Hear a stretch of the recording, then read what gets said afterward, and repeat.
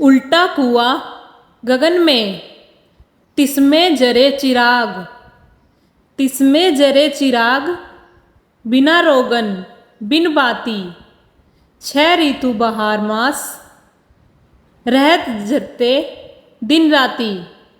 पलटू साहिब भी अनुभव समझाते हैं, हमारे सिर के ऊपर के हिस्से को आप उल्टा कुआं कहकर बयान करते हैं। कुएं का एक मुंह ऊपर और पैदा नीचे होता है। हमारे सिर का पैदा ऊपर और मुंह नीचे की तरफ है, यानी उसकी बनावट कुएं से उल्टी है।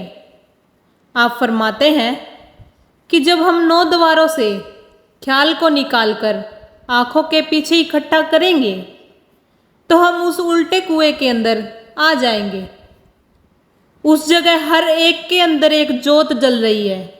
उस जोत को जलाने के लिए न तो किसी बाती की ज़रूरत है और न ही किसी तेल की। बाहर हम जितने भी जोतें जलाते हैं उनको बत्ती और तेल की ज़रूरत होती है। अगर बत्ती खत्म हो जाए या तेल समाप्त हो जाए तो वह बुझ जाती है। लेकिन जिस जोत को पलटू साहिब जिक्र करते हैं वह जोत 24 घंटे हमारे अंदर जल रही है। साल की 6 ऋतुएं होती है और 12 महीने। वह जोत हर ऋतु, हर महीने, हर वक्त, हर मनुष्य के अंदर जल रही है।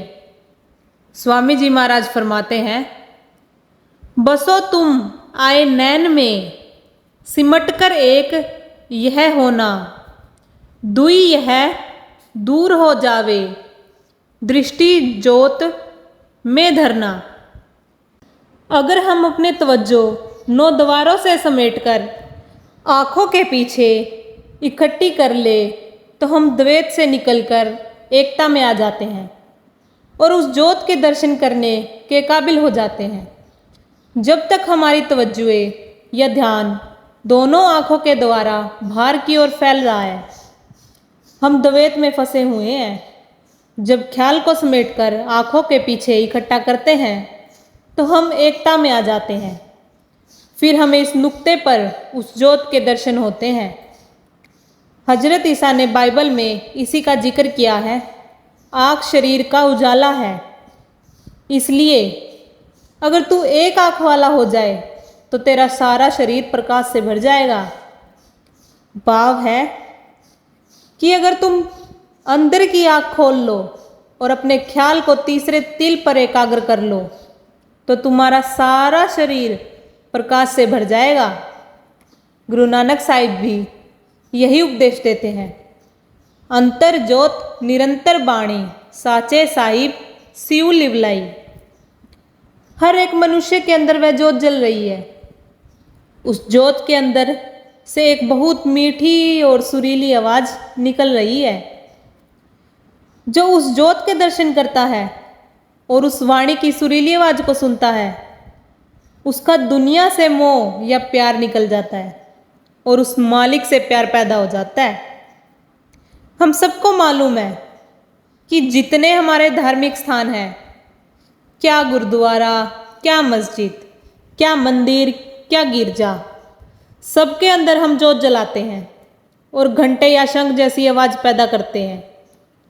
किसी गिरजे में चले जाएं, वहाँ मोमबत्तियाँ जलाई जाती है और सबसे ऊपर घंटा लटका रहता है जो प्रार्थना आदि शुरू होने से पहले बजाया जाता है।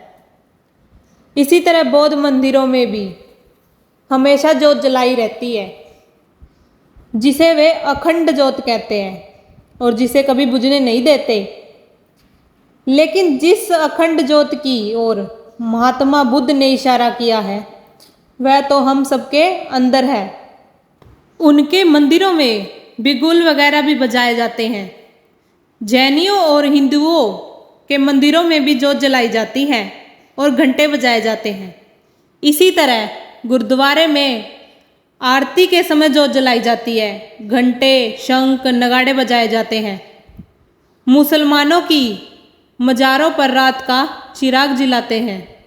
मौलवी ऊंची ऊंची आवाज़ में बाग देता है, नक्कारा बजाता है, हमने कभी यह विचार ही नहीं किया होगा कि हर एक धार्मिक स्थान पर जोत क्यों जलाई जाती है, घंटा क्यों बजाया जाता है।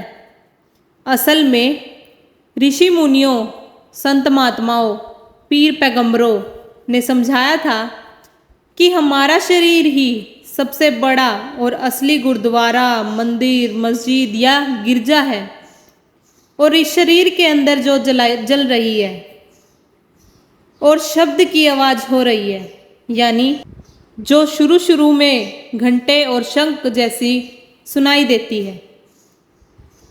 लेकिन हम दुनिया के जीव ऐसे मालिक के भक्तों और प्यारों के जानने के बाद उनकी असली शिक्षा को भूल गए हैं और बहिर्मुखी हो गए हैं। अंदर उस शब्द की आवाज़ को सुनकर और प्रकाश को देखकर हमारा मन बिंध जाता है, वश में आ जाता है और वापस अपने ठिकाने पहुंच जाता है। आत्मा और मन की गांठ खुल जाती है। उस हालत में हम अपने आप को पहचानने के काबिल बन जाते हैं, परमात्मा से मिलाप के काबिल बन जाते हैं।